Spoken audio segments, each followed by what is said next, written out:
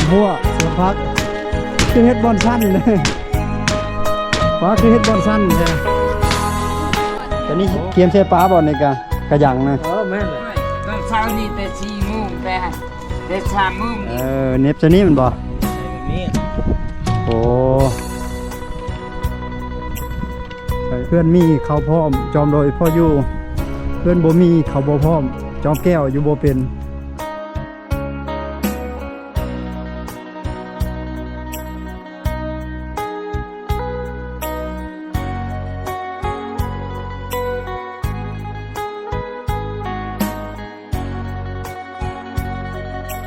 จะลายว่าค่ำมามาได้หาฟืนแน่ม่อนค่ำแน่เลยมาแต่ห่อนค่ำเนาะเมื่อแบกฟืนเมื่อเลยเอาตอนนี้บรัดอยู่ที่เขาเขตหมู่บ้านแกงคืบอีกครั้งหนึ่งพี่น้องเอ้ยโดนแล้วบ่ได้มาแถวนี้เนาะเอาจะพาทุกคนเลาะเบิ่งวิถีชีวิตและวัฒนธรรมของชาวบ้านสบายดีสวัสดีเด้อทุกคนเด้อรถเที่ยวห้างหลายได้ทิศทางนี้ได้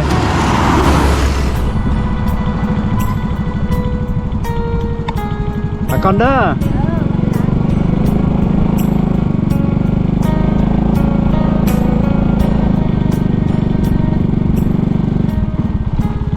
ไปคู่มือบ่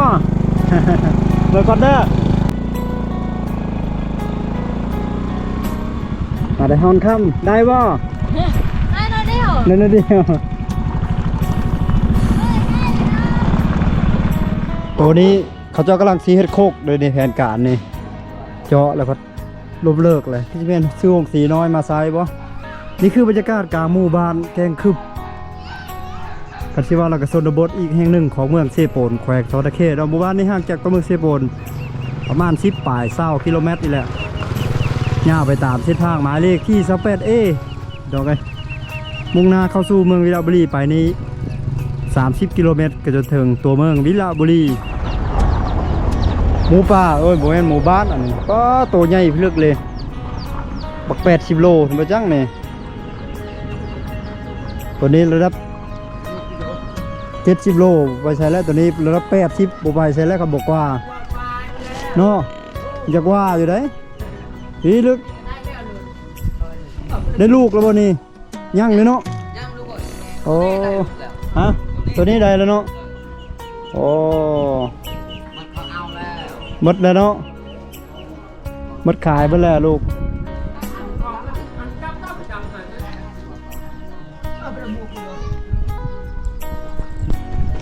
ไปเลาะไปทางคุณบัดนี้หมูลาดด้วยนี่ราคาเดี๋ยว5-6 ล้านกีบบรรยากาศคอยคำย้ำแรงกันสิเป็นประมาณนี้บาลชิพาทุกคนขึ้นไปเทิงคนแหละเทิงผู้นี่เฮือนนี่4-5 หลังอยู่เทิงผู้แล้วก็แนมลงมามันจะมีบรรยากาศที่งามขนาดเลยทางกลางลุ่มนี่เห็นบรรยากาศหมู่บ้านทางหลังเลยแนมเห็นเบิดแต่ละหลังเฮือนโอ้เฮาดีเนาะ เพื่อนที่ติดกันแล้วเด้อเป็นหมู่บ้านของพี่น้องสดเผ่าปลูแต่ว่าอยู่ในหมวดหมู่ของเผ่าตรีทางนี้นะจะแยกหมวดหมู่อีกแยกหมวดหมู่น้อยคือเผ่านี้จะแยกออกหลายเผ่าน้อยที่สุดเลยลงมาทางใต้มันก็จะมีกระต่างตะเลียงปะโกะตะโอ้ยมังกรทางหุ่นแถวนี้ก็จะมีตรีกระตังอนามัยเนาะ เพื่อความสะอาดสวยงามอนามัยเมื่อนั้นเขาบ้าเห็นเด็กน้อยเลาะเก็บขี้เหงื่อแล้วเอาเขาไปโรงเรียนแล้วครูสอนบ่เนาะครูบอกให้เขาเก็บขี้เหงื่อบ่เราจะเลาะไปทางนี้ขึ้นพุทธบางครอบครัวก็ยังตามเขาแต่ว่าส่วนหลายจาก4ได้เพราะว่าหมู่บ้านไหนมีไฟฟ้าขึ้นอินเทอร์เน็ตก็มีเดี๋ยวนี้ประมาณปีกายปีก้อนในบ่มีนะ เฮ็ดกินยังปิละเวโตหน่อไม้เนาะโอ้ยามนี้แกงหน่อไม้ยามนี้แซ่บคักนะยามนี้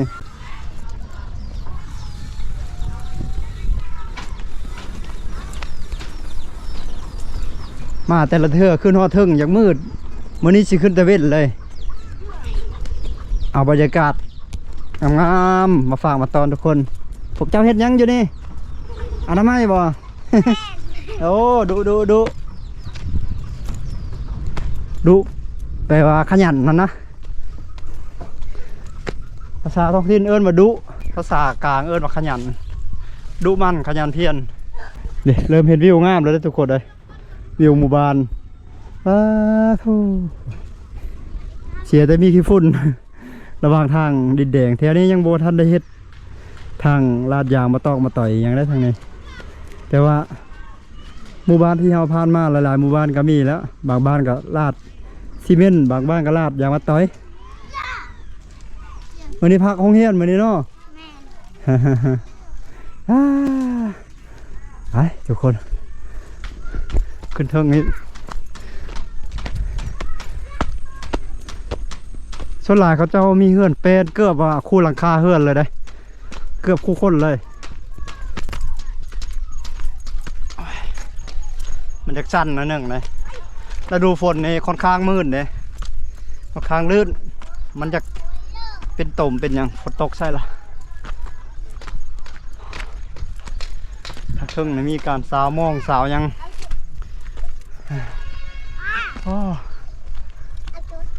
ผู้แปลงหัวก็มี เฮ็ดสวนพักป่ะ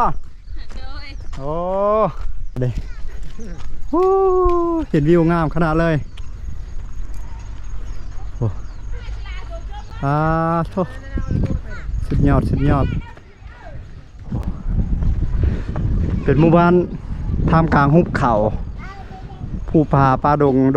ดอยและป่าไม้รถบรรทุกแล่นผ่านใจกลางเข้าหมู่บ้านลิดเลยขี้ฝุ่นไงกุ้มหลังคาจะเป็นสีขาว หลังคาเฮือนแต่หลังจากสีแดงสีเขียวสีฟ้าจะเป็นสีขาวไปเลยขี้ฝุ่นโอบยามนี้ฝนบริตกใช่ เอาก็ได้มาทางนี้บ่ได้สบายดีเด้อบัจุคนสาวโมงเนาะอนามัยโมงสิเกียร์ไปหากินย่ามมะเร็ง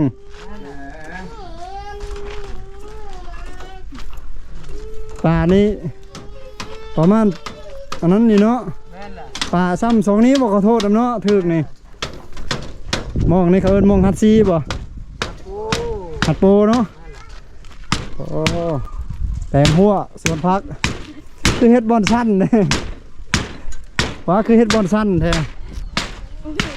โอ้กำลังล้อมเนาะกำลังล้อมหัวว่าท่านได้ปลูกฟ้าตัวข้างลงกันแน่เห็นบรรยากาศหมู่บ้านทุกคนเลยสวยงามขนาดเลยมีภูผาป่าดงอ้อมหอบโอบล้อมเอาหมู่บ้านไว้ที่นี่เห็นหลังนั้นแม่นหลังโรงเรียนปฐมสมบูรณ์ตั้งแต่ป .1 ฮอดป .5 แต่ตั้งปูนไกลๆกองอาจจะแนมบ่เห็นที่ทงนา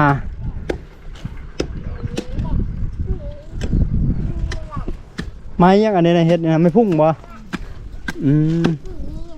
ไก่บ่เฮาไปตัดอยู่ไก่แล้วเนาะแบกเอามาอีกอาจจะว่ารถใช้รถไถมารถไถไปบ่ได้บ่ใช่มันเพลเลยรถไถเพแล้วโอ้ลูกคนบ่3คนเนี่ยบ่ตอนนี้ลาดลูกไปเรียนไหน3คนลูกมีแต่ผู้ชายโดยโอ้มาเบิ่งสาวมองอีกบัดนี้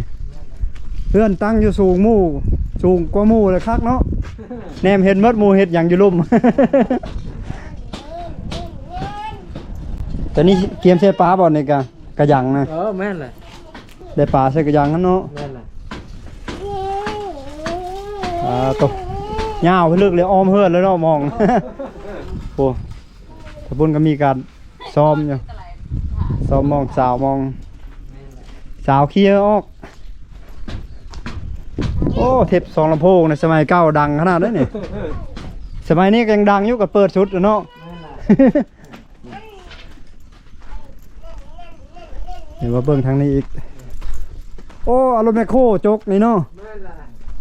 ลายมาได้จ้างเขาเจ้าจกนี่ เขาช่วยเขาให้ทำเลย ฮะโอ้ ทำมัน เขาจกให้ฟรีเนาะโอ้ใครดอ ดังแล้ว7-8 ล้านไปแล้ว ขัดจางนี่เนาะ แบบว่าพวกเขาจกคำมันนี่บริษัทมันบ่นิยมไปประดุษมันมีแหงมันหมดแล้วมันขาดแล้ว เลยเฮ็ดเรียกกับมันทันเวลาเลยเขาไล่ออก โอ้ แล้วออกอันนี้แล้วเขาก็หาแล้วก็เทินเข้าไปแล้ว รถเขาจะวางเวียกแล้วเขามาจกเลยซะเนาะ วันนี้แล้วเขาเจ้าอยู่บ้านนี่แบบไผจะเฮ็ด เลย ขุดดินขุดหน้าขุดหยังเขาก็ไปตามนั้นเลยแหละ อ๋อ เพราะให้มันได้รถค่ารถซื้อเขาเอา อืมลงน้ำเสียกอกไอ้เนาะ สิก็กัน เสียกอก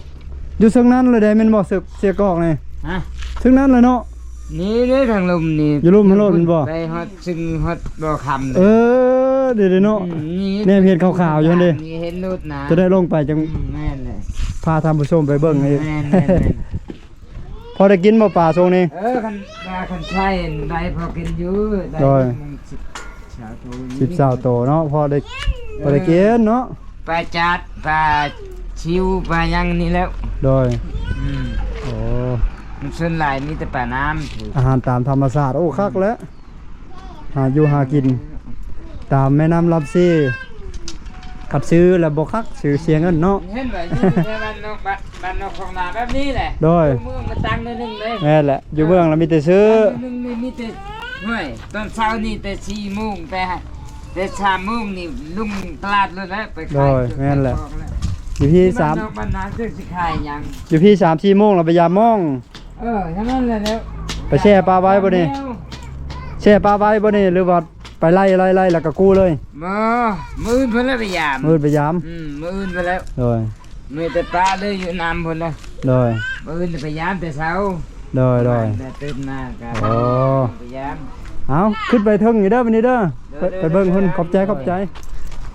หมดเลย พาพี่น้องทุกคนไปเบิ่งโอ้น้ำเนี่ยโป่งขึ้นมาเทิงไปเลยเนาะเจาะแล้วเจาะอยู่ลุ่มบ่บาดาลเลย ทุ่งนี่ก็ได้ อยู่เทิงก็ได้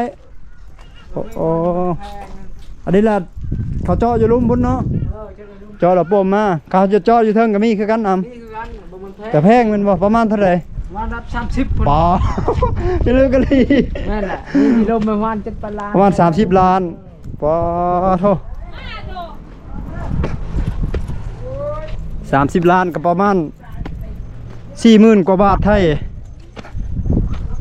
ประมาณ 1,500 ดอลลาร์สหรัฐ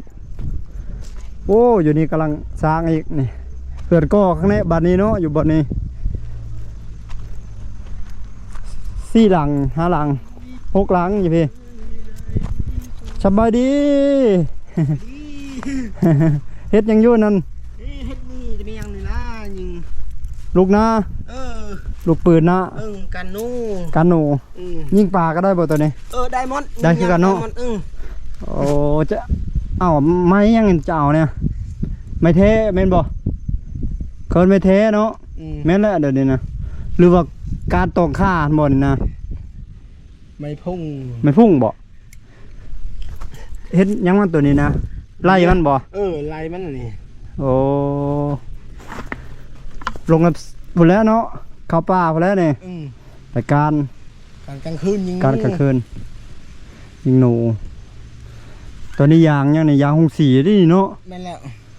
โอ้นี่แหละเขาเอิ้นว่าอุปกรณ์ แม่น หาอยู่หากิน แม่นแล้ว ขั้นพื้นฐานตามวิธีซุ่มซ่น ถึก ของท้องถิ่น แต่ละท้องถิ่นไผลาวเฮ็ดบ่คือกันเนาะ คือ แต่ละบ้านเฮ็ดต่างกันนี่ตัวนี้เขาเอิ้นว่าไก่มันนี่เนาะ ไก่มัน เน็บซะนี่มันบ่ นี่ใส่แบบนี้ โอ้ใช่เน็บมัน ดึงใส่นี่ โอ้ เดี๋ยวดึงนกคนอยู่ไกลๆถึกเลย เรียบร้อยหนูเนาะสำนีเนาะ รียบร้อย โอ้ หนูพกกันหนูนาเห็นมันอยู่บ่ โอ้ ไกล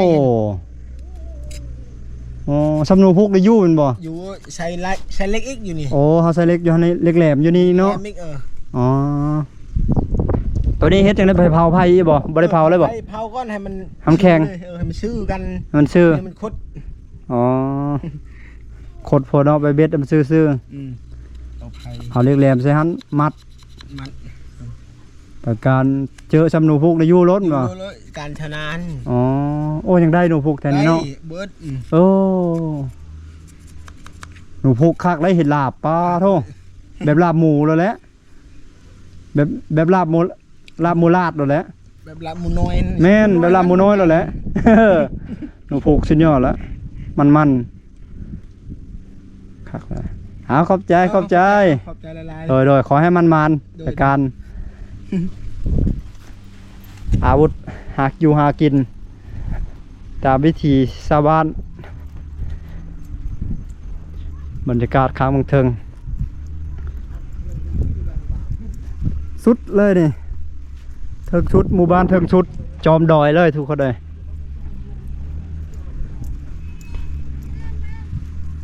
เพื่อนมีเขาพร้อมจอมดอยพ่ออยู่เพื่อนบ่มีเขาบ่พร้อมจอมแก้วอยู่บ่เป็นคำสุภาษิตเพิ่นว่าเนาะหนาวบ่ นักพิงไฟเนาะ โธ่เป็นอะไรบ่ได้ไปฮ้อนค่ำน้ำเพิ่นบ่มื้อนี้ อยู่เฮือนหมดมือ อยู่เฮือนมันมื้อนี้เนาะอากาศหนาวเนาะมาเมื่อกี้นี้อยู่บนทางเจอได้ 4-5 คนเขาเจ้ามาแต่ฮ้อนค่ำถามเขาเจ้าได้บ่เขาเจ้าว่าได้อยู่ว่ะบ่หลายบ่ได้ว่าได้หน่อยนึงว่ะ จักมื้อแล้วบ่ได้ไปแม่นะ โอ้ยเฮิง เฮิงแล้ว ไปมาเอาหลาน โอ้ข่าวหลานโดย ยากสิหลานเนาะกันไปกันโยเนาะโหมมือละเม็ด2 เม็ดกับหลายมือกันหลายแล้วเนาะ โอ้ทางพุทธยังมีอีกเฮือนคนเนาะโค้งเลยอยู่ลุ่มบ่ได้บ่แม่นอยู่เทิงตอนนั้นจะเป็นอยู่ลุ่มเบิ่งไปเลาะเบิ่ง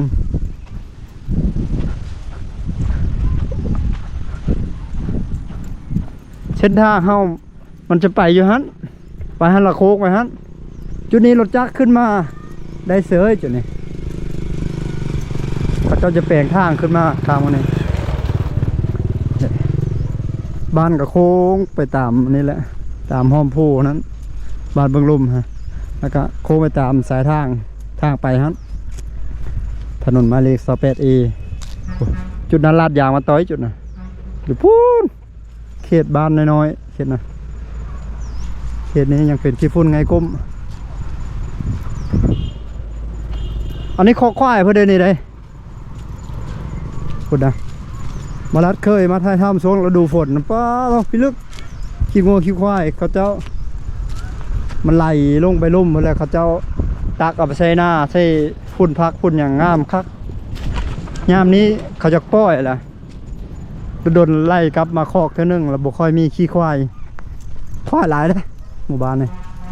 ควายเขาเจ้าหลายงัวในกระบบปันไดส่วนหลายควาย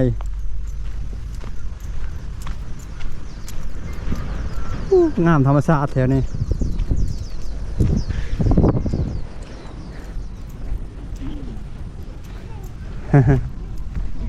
จะคนหลานแม่หลาน3 คนโอ้พ่อแม่เราไปใช้ไปเฮ็ดเวียกโอ้บ้านเฮาส่วนหลายเฮ็ดอันนั้นเนาะเฮ็ดหน้าบ่ได้เฮ็ดให้แม่ ผู้เฮ็ดให้ผู้เฮ็ดหน้า ผู้เฮ็ดหน้าก็มีผู้เฮ็ดให้ก็มีเนาะโดยผู้เฮ็ดสวนก็มีบ่เฮ็ดสวนปลูกไม้วิกไปหยัง มีผู้มีก็มี สวนยางพะลงพะลาแบบนั้นผู้มีก็มีแม่นบ่โอ้โดย ผู้มี โดย คือแม่ก็สิมีย่าง โดยเบิ่ง พลาหันไทยก็บ่มี โดย มีแต่ยางพลาจีน มีแต่ยางพะลาจีน แม่นแหละ โอ้บ่แม่นแท้นั้นบ่เขียวๆตัววันนั้นน่ะโอ้แม่นบ่ทันเนาะปลาโธ่โอ้ลงอยู่นี่ก็ได้ทางเนาะ ได้หมด โอ้เบิ่งขอบใจเด้อแม่เด้ออ๋อจุดนี้ก็มีทางลงหลายจุดลงอยู่โซนตรงนั้นก็ได้ลงโซนนี้ก็ได้สามารถแนมเห็นวิวข้ามของลมทุกคนเลยหมู่บ้านหลังคาบ้าน